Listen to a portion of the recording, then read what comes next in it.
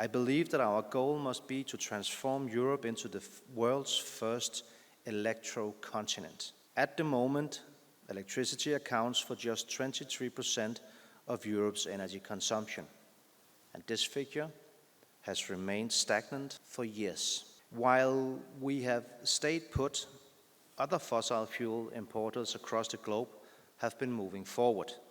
For example, China and Japan are approaching 30% electrification and beyond. But now we have an opportunity to get back in the race. According to the industry, more than 500,000 electric cars were registered across the EU in the first quarter of 2026. That's enough to reduce oil consumption by 2 million barrels per day. Meanwhile, in the same period, the combined sales of residential heat pumps in France, Germany, and Poland surpassed 400,000, representing 25% in increase compared to the first quarter of 25. For industry, we will help to expand the use of e-boilers, electric drying technologies, and small-scale electric furnaces. We will also promote innovation to make new electrification solutions commercially viable for European industries. For transport, the benefits of electric vehicles are abundantly clear.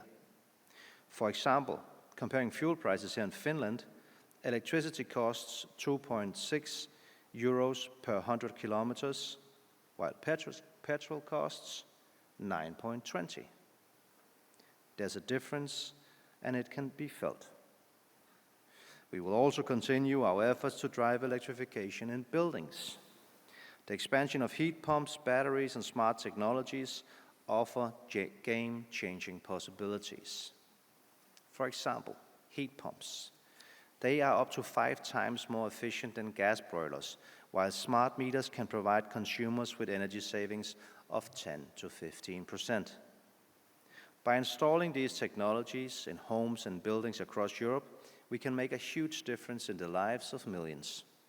According to a recent study, consumers in the 5 EU countries with the biggest share of clean energy in their electricity mix, including Finland, by the way, will save up to 8.5 billion more on their electricity bills this year compared to consumers in the bottom 5.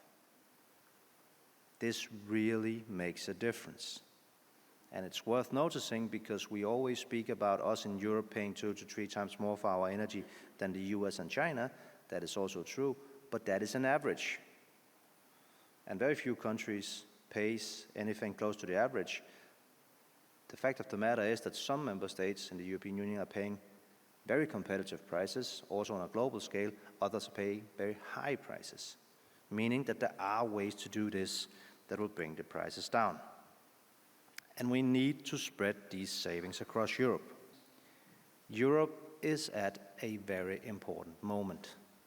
And at this moment, we need to look forward with ambition. Otherwise, we will look back with regret. Now is the time to electrify industry, vehicles, and buildings across Europe. Now is the time to push fossil fuels out of our energy system.